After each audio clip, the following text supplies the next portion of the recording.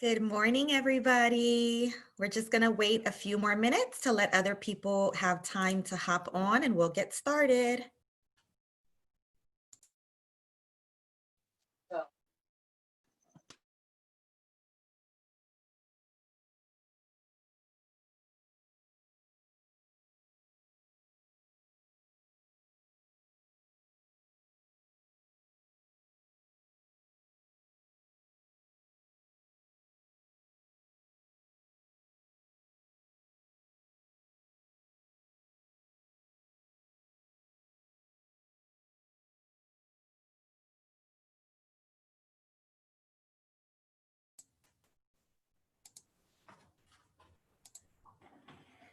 Good morning. Can you guys hear me? Yes, I can hear you. Peace. Peace. So I'm going to give it maybe like one more minute and just allow people some time to jump on. How are you guys feeling today? It's early over here. It's only 7:30.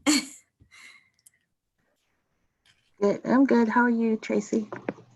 Good, Jen.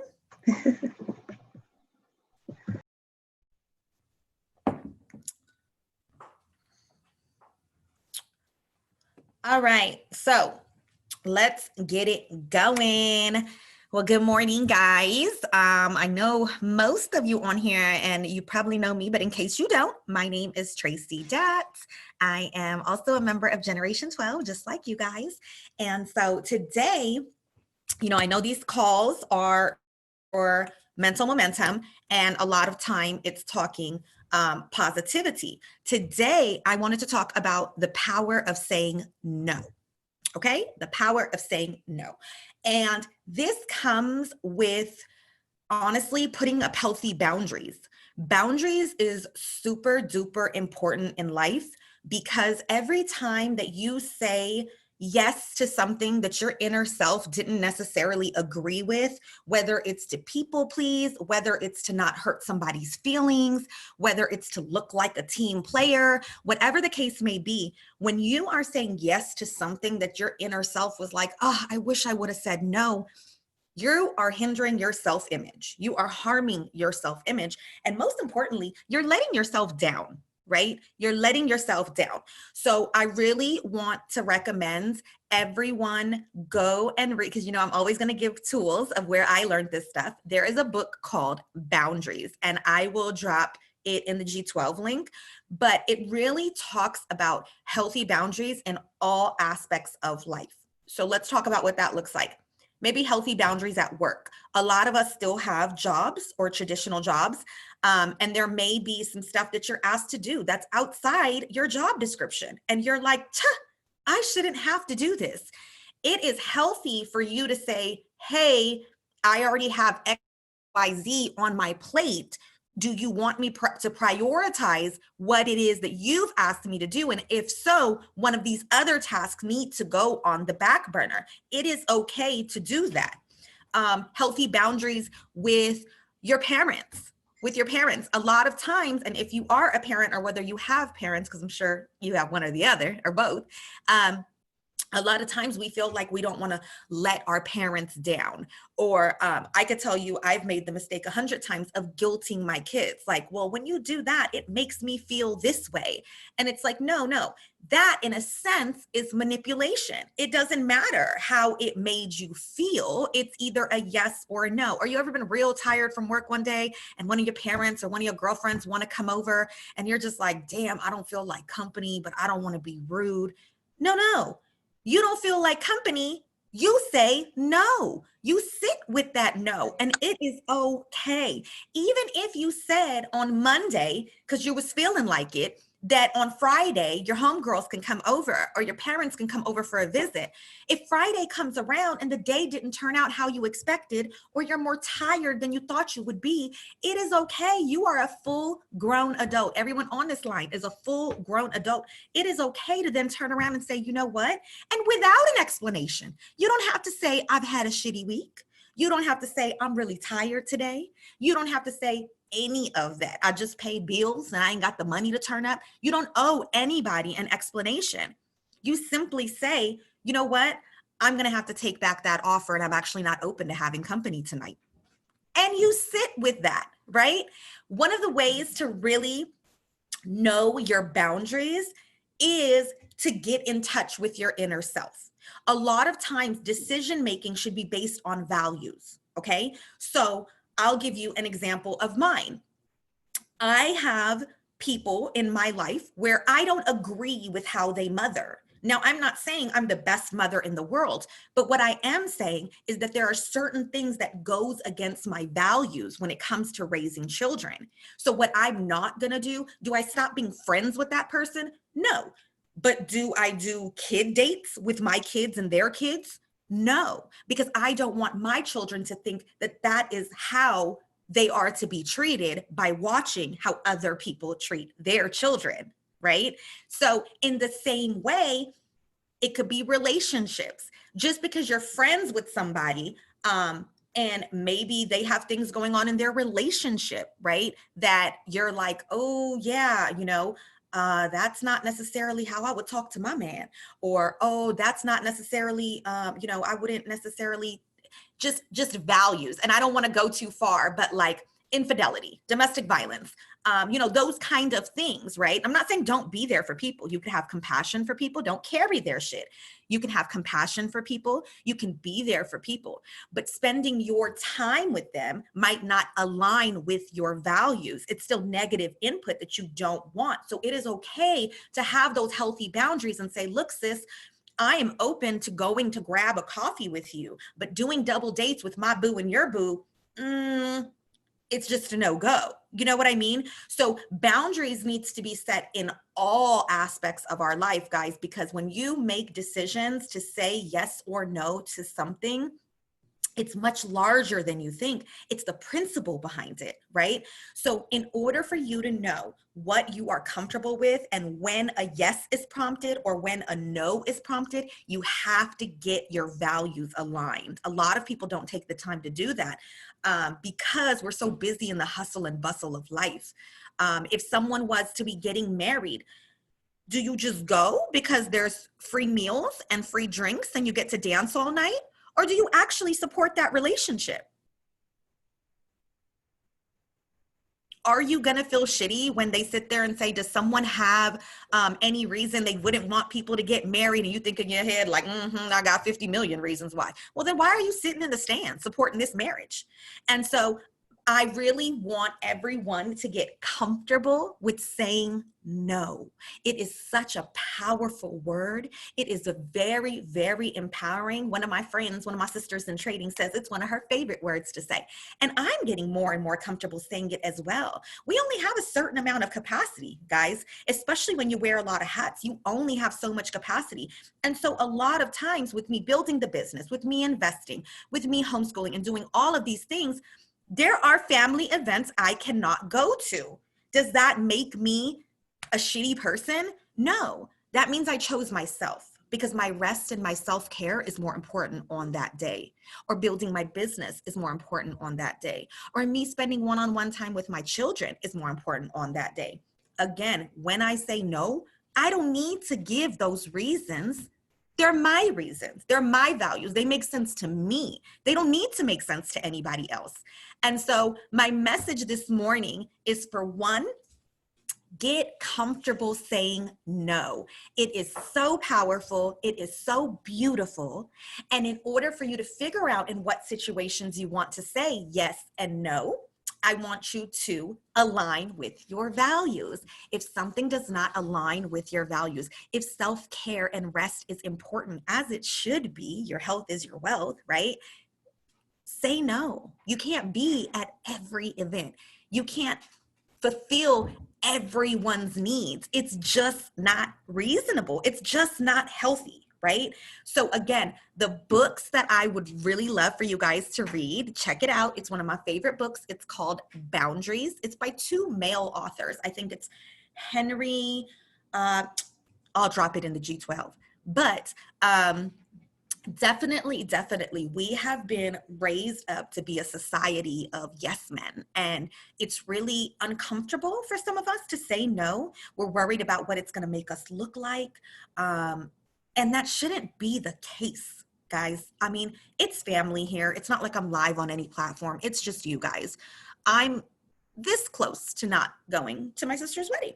And that might make me look like a shitty sister. However, again, what's going on there is not necessarily aligned with my values. And I have to stand firm and rooted in what I believe, or I'm a fraud. How am I going to sleep at night if I'm one of those people who's going to be sitting there in the stands and they say, well, does anyone have any objection, or whatever it is that they say? I don't know. I barely go to weddings. But whatever it is that they say, and in my head, I'm thinking, then why am I there? Then why am I there? Why are we going to family events when maybe you don't really even fool with half of your family, or their values aren't aligned with ours? And I'm not saying cut off your family, don't hang out with them. I'm not saying that. I'm saying stop doing your boss's work. Stand up for yourself. I'm saying that when you're tired and you can't make an event, stand up for yourself and say no, again, with no explanation. I'm saying that if you said your event was at 6 p.m. and people didn't show up at 6 p.m., dinner is served. And when they get there, if it's cold and they got to pop their stuff in the microwave, then so be it. Because that doesn't mean that you hold up dinner, and that's for your spouse or for anybody. That doesn't mean that you hold up dinner to accommodate that person. You had a schedule. You said, hey, dinner is at 6. If they did not show up by 6 or 6:15, that doesn't mean you should have to stay up later to clean your kitchen. That does not mean that you should have to stay up later now to reheat the food because people showed up late. They could eat cold, or they could not eat at all, or they could take their stuff to go. But you shouldn't have to change what your plan was because people didn't come fit into the plan so beautifully. Really- I'm sorry. Did someone have something to say? Okay. So anyways, yeah, I really just want to encourage every single person. Please, here we go. Somebody dropped it. Bathsheba, I knew you knew it. And I do want to say, and I knew you knew it because I know you are a woman of.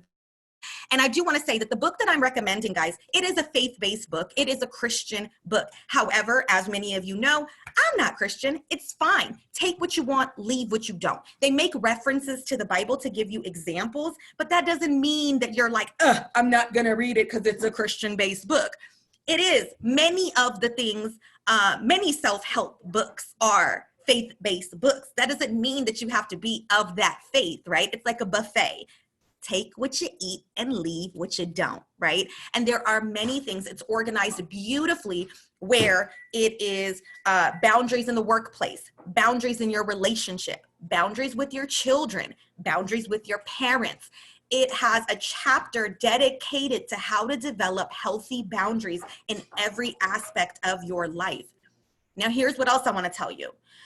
If you are a person who has not had healthy boundaries up until this point, which is fine. That's most of us, right? Most of us are people pleasing or worried about what the world thinks and all of those things. So that's fine if you are that person. But I want to tell you that as you developed boundaries, it may change some of your relationships at first.